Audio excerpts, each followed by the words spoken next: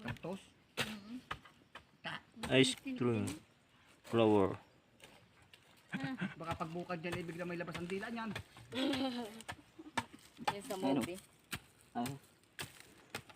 Kainin. Yan ho.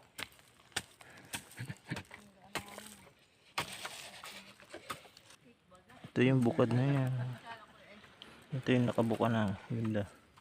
Pero ito parang matuyo na siya. Parang cupcake na blue. Cupcake o ice cream. No? Bulak-bulak. Pangalan ito eh.